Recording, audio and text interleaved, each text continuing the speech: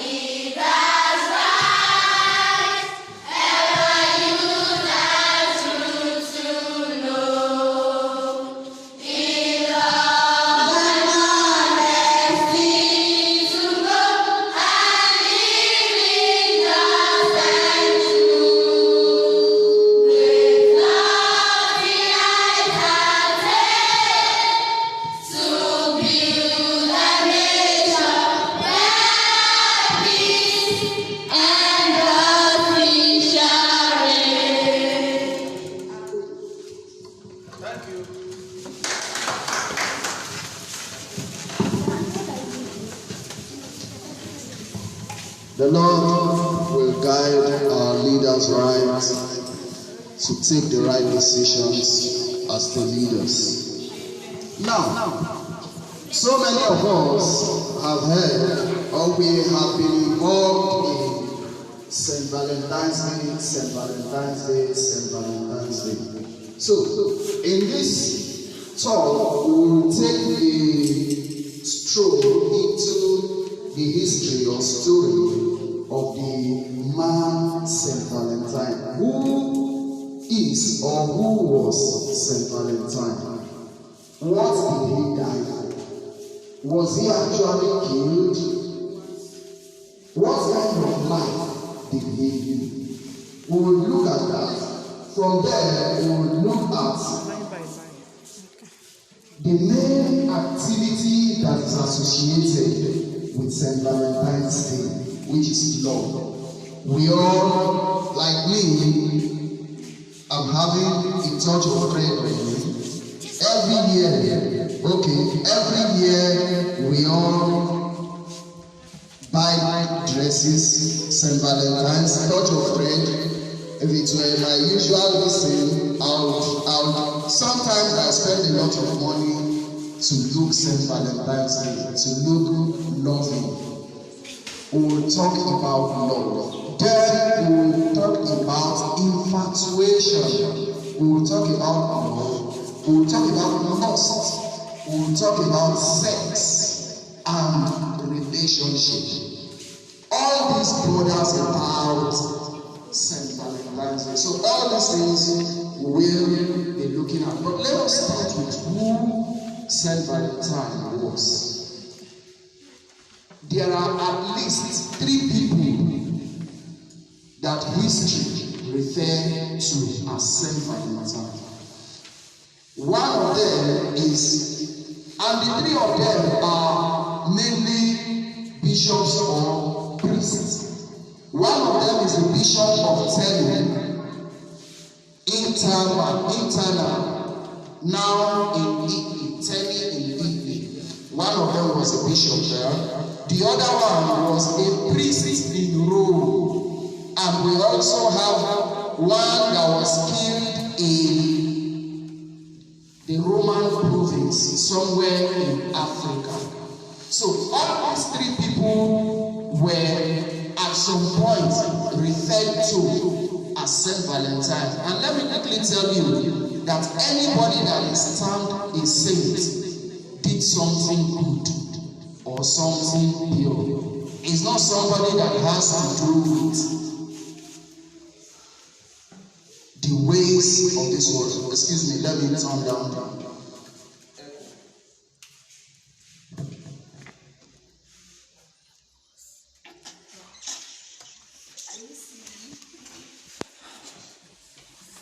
Yeah. So, the 3 of them were at some point killed for one reason or the other. But we will be more concerned with a certain St. Valentine that is either a bishop of Terni or a priest in Rome. These 2, one of the things we will know about them was that they were religious people. St. Valentine was religious He was a saint, as we call. And he was killed. He was martyred for doing something good. Then, at some point, I usually ask myself, if you call somebody a saint and he was killed for doing something good, does it relate with what your boyfriend will usually tell you? Be my vow. Let's say a pastor's birthday. Is it a good day to commit sin?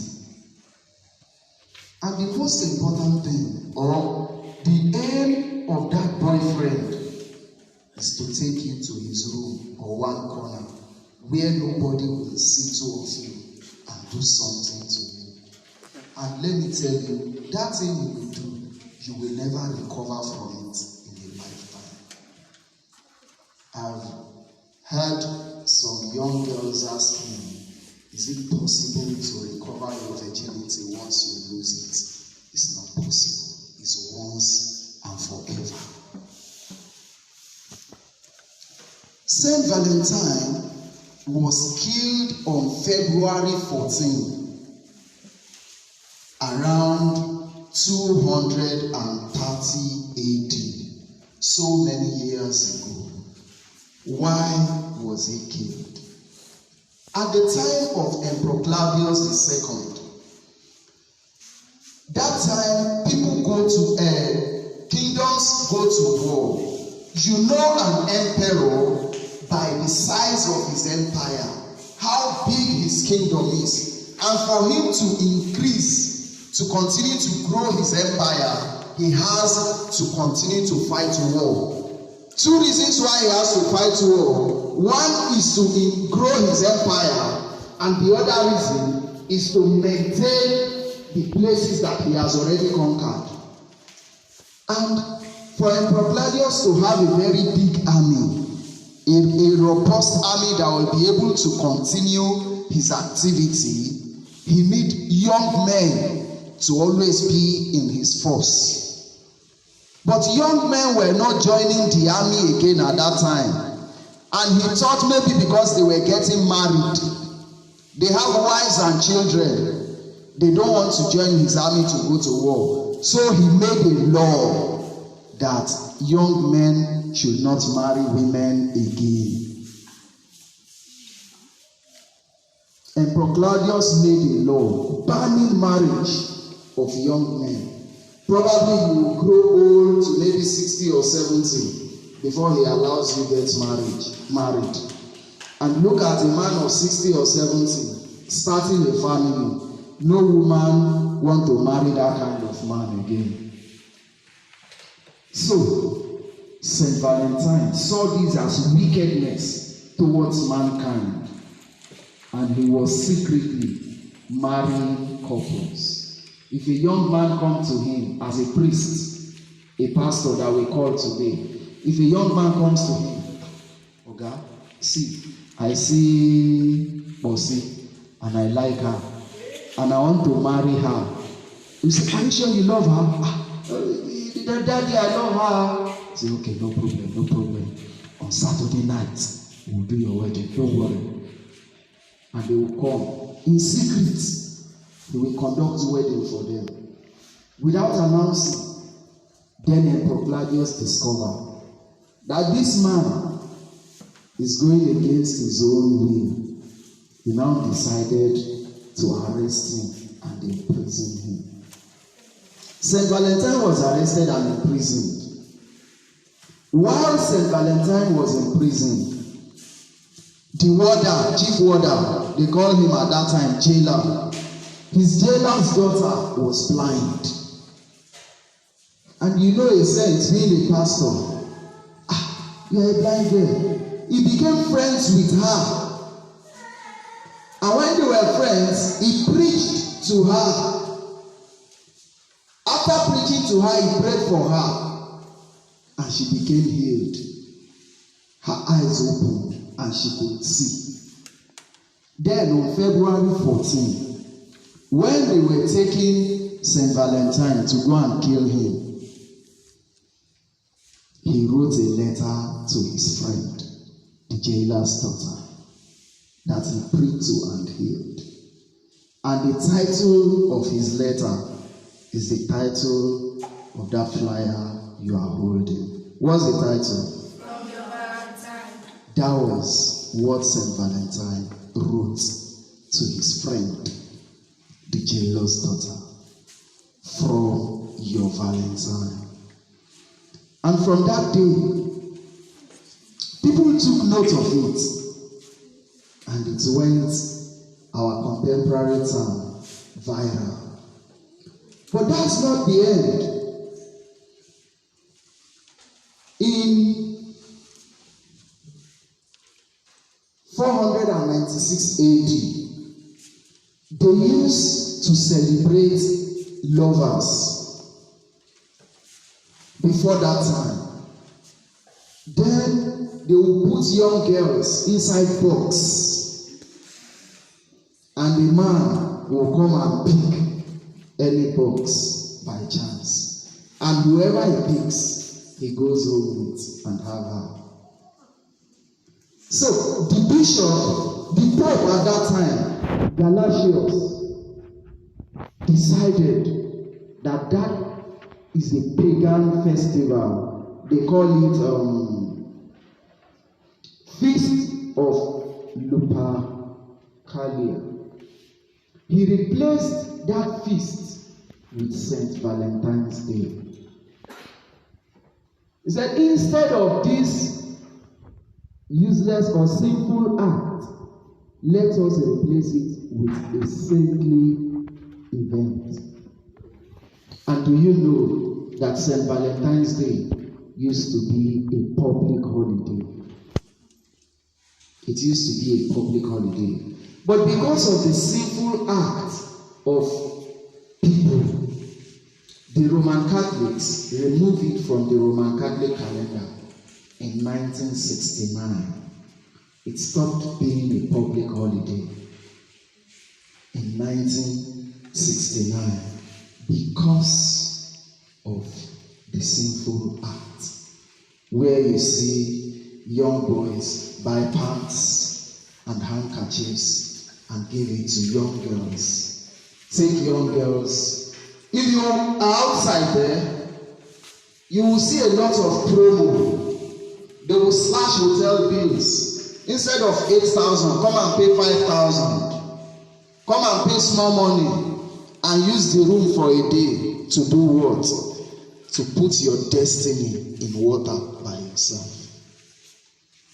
A lot of atrocities towards mankind is celebrated joyfully on February 14. But it is our desire at Hand of God Ministries that as much as possible we will reduce this sinful activity. We may not be able to stop it, but little by little we will continue to let people know, and we have been in this business since 2006. That is a short story of who St. Valentine was, why he died, and what he died for. In that flyer you will see a question there. How does what St. Valentine died for relate with what we do today? Does it agree? A man died as a saint, and today we celebrate him on a sinful altar. It is our desire that we know who St. Valentine is, and we stop the nefarious, sinful, and wicked acts. Let's talk about something. The next thing we'll talk about is love. Love is a 4-letter word that is very strong. And every man, every woman, every boy, every girl, every child desires love. And we'll be talking about 4 types of love. I usually like to talk about love from the Greek perspective. Because as a Christian, we have two main languages, Greek and Hebrew. But Hebrew has a shortcoming. That is why in the Old Testament, it is translated there that Jacob have I loved and Esau have I what? Esau I what? I hate. But let me tell you, God does not hate his creation. It's a deficiency in the language. What God is saying to us there is that he loved Jacob more than Esau. God loved Jacob more than Esau. God did not hate Esau. So God did not hate anybody in this place. He loved every one of us. The four types of love we will be talking about in this place from the Greek perspective is Eros. E-R-O-S. Eros. That's the first. The second one we'll be talking about is Storge. S-T-O-R-G-E. Storge. S-T-O-R-G-E. The third one we'll be talking about is Philia. In that flyer there is a typographical error there. They wrote Philip. It is Philia. P-H-I-L-I-A. And the fourth we'll be talking about is Agape. Agape. In my current research, from the Greek perspective, we can talk about 7 different types of love. But for these, let us leave it at 4 different types of love. Eros, Storge, Philia, and Agape. Now, let us start with Eros. Eros was derived from a Greek mythology, a Greek god, the Greek god of love. Eros is a selfish type of love. Eros has a base for attraction. Eros always wants something. So that love that is professed to you in need of something is Eros. Let me put something straight to us. Eros is not wrong, but it has its own limit and it is confined to certain aspects, certain stage or level of relationship. Eros is very good among couples, married people. Eros is good there. Even in family, Eros is good. But without a relationship, an existing relationship, Eros can become a form of error. We will not fall into error by the grace of God. The second one we will be looking at is Storge. Storge, S-T-O-R-G-E.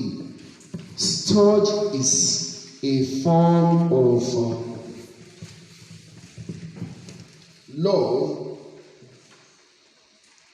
a family love between brothers and sisters, love between parents and children, love between siblings. That is Storge. The third one is Philia. Philia is a friendly love, general, common. Philia is everywhere. Between friends, your peers, you can express philia. It's a love that is limited to friendship. That was why those of you that are Christians, you will see at the point when Jesus was asking Peter, Peter, lovest thou me more than this? How many of you know that story? Bible. Peter, lovest thou me more than this? That Jesus asked Peter 3 times. Okay. There, Jesus required agape from Peter, but Peter was telling him that he can only give filio. There was a display of Greek kind of love there. That is why the question continued for about 3 times. And the third type of love is agape. And when you talk about agape, you are talking about a pure kind of love. A love that is without needs. A love that does not require condition. A love that is expressed in pure terms. That is agape. So, we have talked about 4 kinds of love that is experienced or seen among people. The next thing we will be looking at is, let me quickly talk about infatuation. Infatuation, anywhere I talk on this kind of day, I always mention infatuation because it was used by a young girl to me many years ago, precisely on the 11th of November 2000. Was it 2000? I think it's 1999. That was the first day I walked up to a lady and said, I love you.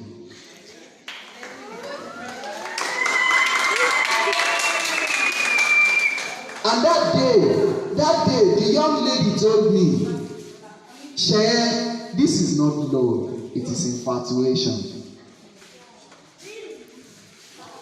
Why? Because she understood more than me. And young girls, I can tell you that majority of these guys coming to you to say one thing or the other, if you will put it to perspective, you will understand and know why she told me that I don't love her at that time. It is just infatuation. Let's define what infatuation is. Infatuation is when you first see someone that you are attracted to and immediately feel there is a connection based on that. When you first see someone and you feel there is a connection based on seeing, infatuation is very, very related to lust. And what do you call lust? Lust is a strong sexual desire. Lust is an expression of lust is when that boy calls you and take you to one dark corner or one place where nobody will see you and begin to misbehave. Even these days, you see it happen among young girls. A lot of stories in this school where they will take themselves to one secluded place and begin to misbehave. You know, I'm one of the farmers in this compound, in this area. We get to a lot of places and we see a lot of things in the bushes around. Very recently, the boys from the other school there, the securities discover one of their den there, where they put benches together and they play the gamble there. And I know some Queen School girls will always go and join them in the jungle. Be careful. It is an expression of one of two things or both: infatuation and lust. Be careful. Your life is so precious and your destiny is precious. You cannot afford to risk your future because of a few minutes, a few seconds of pleasure. Let me tell you the truth. I've learned to always say the truth and not lie to people. Sex is good, very beautiful, but it is worth waiting for. Anything you cannot do when mommy is seeing you, anything you cannot do where daddy is, please, you don't have to do it. If you cannot tell mommy that that boy touched me today or that girl touched me today, you don't have to do it. Anything you will tell mommy and will make mommy scold you or mommy cry bitterly, you don't have to do it. It's not yet time for it. The Bible says there are time and season for everything under the sun.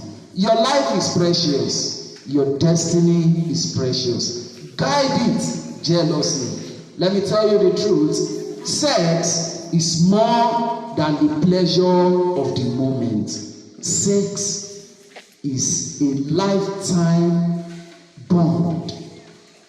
Research shows us that when you do DNA test, every guy that a lady has sex with, he leaves a portion of his DNA in that girl. And you look at it, that bond, when DNA of A, you are only you are carrying DNA of A, you are carrying DNA of B, you are carrying DNA of C, D, E, F, and so on. How many DNA will only you be carrying? And let me tell you, any relationship, táyé ní ogun ẹyọ kan, ó gbé lọ bá Kẹ́hìndé, wọ́n jọ papọ̀, ó ti dogun méjì. It's spiritual. There is a bond, a spiritual bond, anytime you meet with a guy or a lady.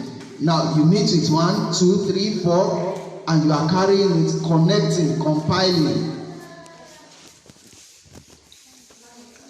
Madam was in the office of somebody some days ago, and a young lady passed, and the pef she was carrying was very heavy. Another young lady that was sitting with the nurse said, pef you do. Tell me now about the low pef mama loli. And the nurse shouted at her, shut your mouth. What kind of pef are you talking about? If you know what this lady is passing through, you will not say that. Can you give us it? Just tell us about that story. You are a lady, it will be good.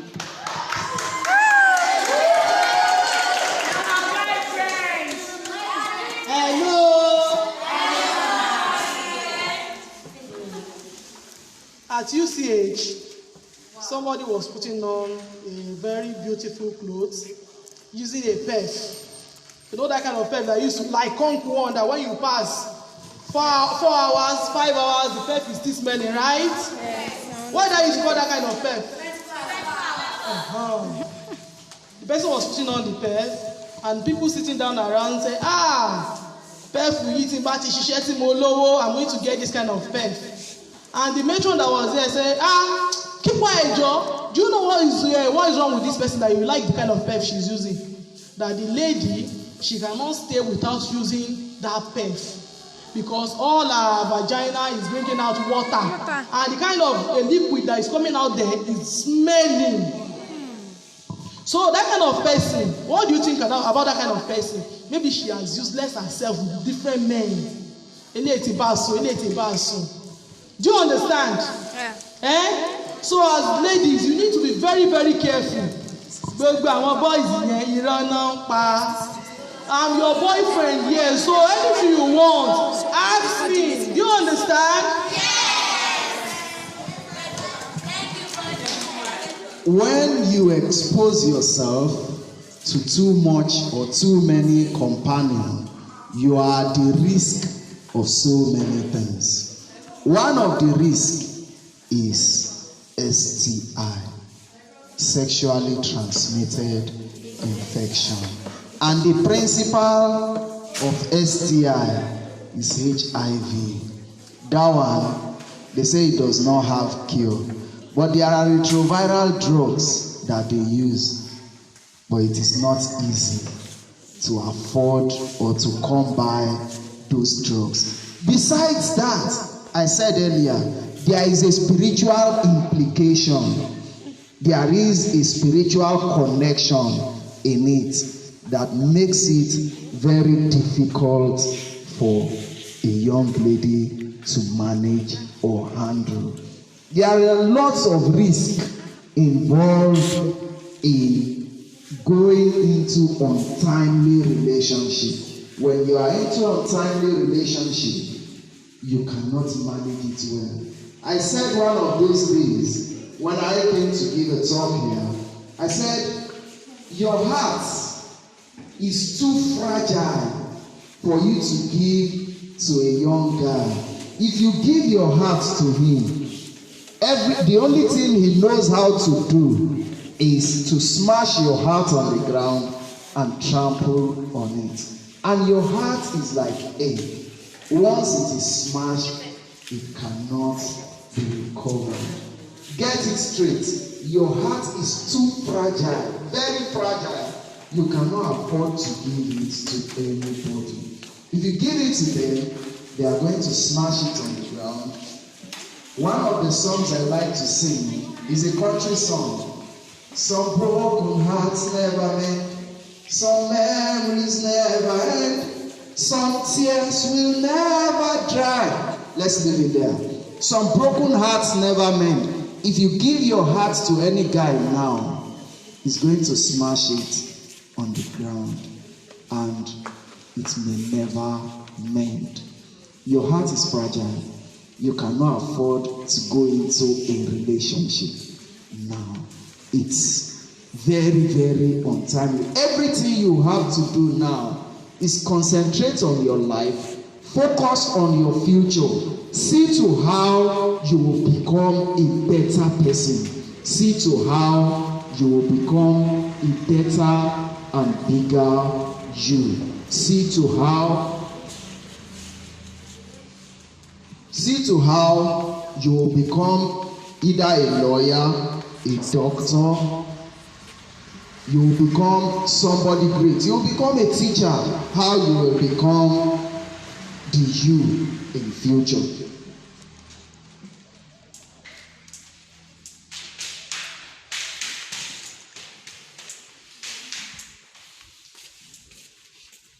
Now, I used to tell people,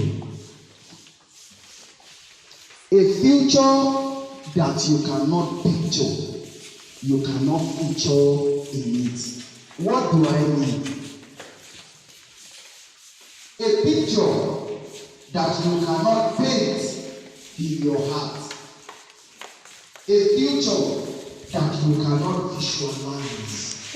A future that you cannot create in your head. You cannot get there. Do you understand? If you want to become a doctor, a medical doctor tomorrow, you must begin to start seeing yourself as a medical doctor today. If you want to become a nurse tomorrow, if you want to become a lawyer tomorrow, if you want to become a pastor tomorrow, if you want to become the first female president of Nigeria tomorrow, you must start today to see yourself in that. You must picture what you want to become tomorrow. You must picture it now. You must capture that picture and put it in your heart. And always say it to yourself, I will be this. Not I want to be this. I will be this. You will continue to say it to your subconscious mind. Act it in your subconscious mind. And before you know it, when tomorrow comes, you will see yourself there. I like, let me say, Oyibo people very well, because even their children have toys of stethoscope. They have toys of virtually everything that they start playing with when they are young. You see some of their cartoons. You see baby doctors. You will see several baby lawyers and things like that. And you will see their children watching it. All these things are things that you should give yourself to. If you want to become a pastor tomorrow, begin to see yourself today as a speaker, as an orator. Begin to walk in the line of that. And let me tell you, it is never too late to start. Ben Carson, the best neurosurgeon in the world, is a black man. But let me tell you his story if you don't know his story. When he was in college like you, or in elementary school, one of the schools like you, he was a dull brother. His teacher wrote him off. One day his teacher wrote a note and gave to him to give to his mom. And what did she write in the note? she would send a note to his mom, asking his mom to withdraw him from school and not to waste her time on him because he was not going to make it. She thought he was not going to make it. But when Ben Carson gave the note to his mom, you know what? He asked his mom, "What did my teacher say in that letter?" And his mom told him that your teacher said you will be great. Your teacher said you will be the best. And every day from that moment, immediately Ben Carson returns from school, his mom will lock him up in one room and ask him to continue to read. His mom worked on him, and a few years later, Ben Carson became the best neurosurgeon in the world. Do you know who a neurosurgeon is? A doctor that deals with the brain.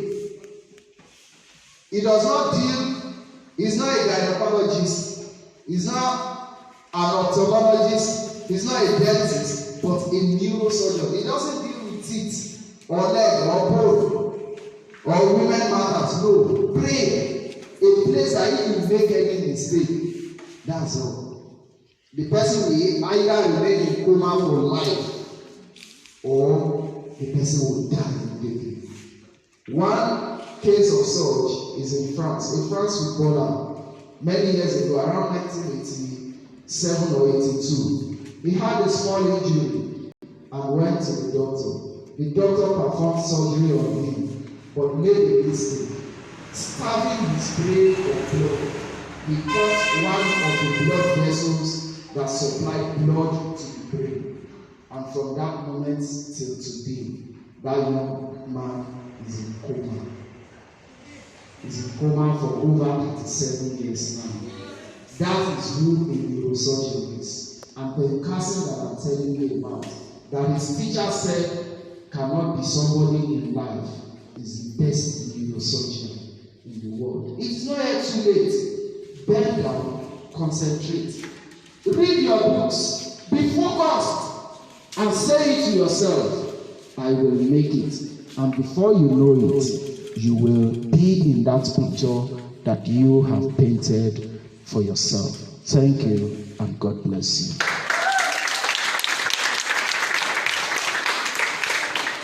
you. We will allow a few questions if you have.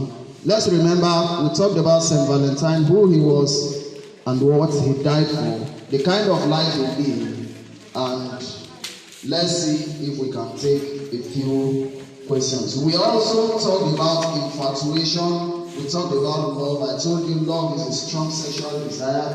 I told you infatuation is a connection, a feeling that you have of connection from the first sight. And I told you infatuation always leads to lust. And lust is the wrong reason. We talked about love, where we talked about the 4 types of love: agape, philia, storge, and eros. And what else did we talk about? I think that's about it. So we also talked about being focused and bending down to read your book, concentrating. And remember, I said your heart is too fragile to give to any guy. We see a lot when we go out there. A lot of Okada riders take advantage of secondary school girls. I say it very often. They take advantage. Be careful with them. The moment you are out there, you are lucky to be here. At least for these few months, you are confined to concentrate and focus. But the moment you step out, be careful. The Bible says, outside are dogs. Wolves are out there. All they want to do is devour you and finish you. You will not be a prey to them by the grace of God. Any question? No question. Okay. We will close the same way we started, with the second stanza of the national anthem. I choose that because it is a prayer. And remember, we said this is not about religion, it's about everybody. The second stanza of the national anthem, 1, 2, sing.